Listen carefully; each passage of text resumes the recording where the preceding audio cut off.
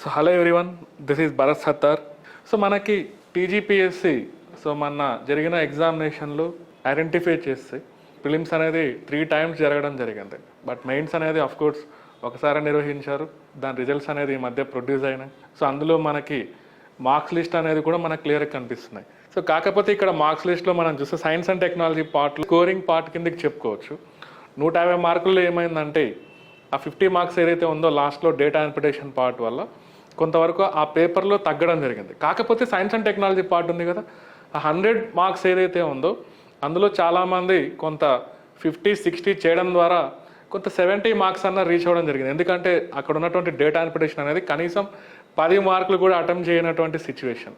So ఇప్పుడున్న ప్యాటర్న్లో మనం ఐడెంటిఫై చేస్తే సో ప్రిలిమ్స్ లెవెల్ నుంచే మనం సైన్స్ అండ్ టెక్నాలజీ అనేది దానికంటూ కొంతవరకు ఇంపార్టెన్స్ అనేది ఇస్తూనే మన మెయిన్స్కి ప్రిపేర్ అవ్వాల్సిన అవసరం ఉంది. సో ప్రిలిమ్స్లో చూడండి, మన జరిగిన ప్రిలిమినరీ 1 ఎగ్జామ్లో కానివ్వండి, 2 ఎగ్జామ్లో కానివ్వండి, 3 ఎగ్జామ్లో కానివ్వండి, సైన్స్ అండ్ టెక్నాలజీ నుంచి ఖచ్చితంగా 20-25 మార్కులు అనేది తగ్గలేదు.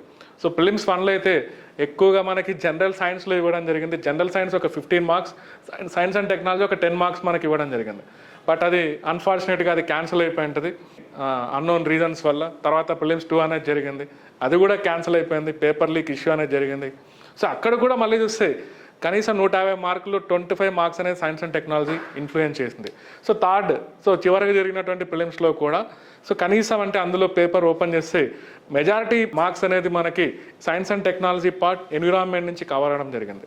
సో అప్కమింగ్ డేస్లో ఎవరైతే ఫ్రెష్గా మీరు ప్రిపేర్ అవుతున్నారో, కొత్తగా ఇప్పుడిప్పుడే మీలో బీటెక్ కంప్లీట్ చేసిన వాళ్ళు అయి ఉండొచ్చు, లేదా ఏదైనా పీజీ కంప్లీట్ చేసిన వాళ్ళు అయి ఉండొచ్చు, సో డిగ్రీ కంప్లీట్ చేసిన వాళ్ళు అయి ఉండొచ్చు, కొత్తగా మీరు ప్రిపరేషన్ అనేది స్టార్ట్ చేశారనుకోండి. సో ఇందులో భాగంగా సో ప్రిలిమ్స్లో కొంతవరకు మనం జనరల్ సైన్స్ పార్ట్ చదవాలి. ఆ జనరల్ సైన్స్ పార్ట్ చదివిన తర్వాతనే సైన్స్ అండ్ టెక్నాలజీకి మూవ్ అవ్వాలి. ఇక్కడ ఫస్ట్ నేను మెయిన్ ఇక్కడ నాన్ సైన్స్ వాళ్ళంటే మ్యాథ్స్ వాళ్ళు అయి ఉండొచ్చు, లేదా ఆర్ట్స్ గ్రూప్ వాళ్ళు అయి ఉండొచ్చు. సో వాళ్ళు కొంతవరకు మెయిన్స్లో సైన్స్ అండ్ టెక్నాలజీ క్వశ్చన్స్కి ఆన్సర్స్ రాయాలంటే ప్రిలిమినరీ లెవెల్ నుంచే ఆ ఫౌండేషన్ అనేది మనకు ఉండాలి. సో ఆ ఫౌండేషన్ అనేది ఎలా ఉండాలంటే ఫస్ట్ మనం కొంత biology part, chemistry part, physics part, దాంట్లో ఉన్నటువంటి బేసిక్ కాన్సెప్ట్స్ పైన మనం ఐడియా తెచ్చుకుంటూనే నెక్స్ట్ సైన్స్ అండ్ టెక్నాలజీలో స్పేస్ అనుకోవచ్చు, డిఫెన్స్ అనుకోవచ్చు, ఎనర్జీ సెక్టర్ అనుకోవచ్చు, nuclear technology, biotechnology, information communication technology. So ఈ టాపిక్ సంబంధించిన బేస్ అనేది మనం ఎక్కడుందంటే కొంత జనరల్ సైన్స్ పార్ట్లో ఉంది. ప్రిలిమినరీ ఎగ్జామ్ ఖచ్చితంగా నేను చెప్పిన ఏవైతే ఉంటాయో general science part, science and technology అనేది ప్రిపేర్ అవ్వాలి ఖచ్చితంగా.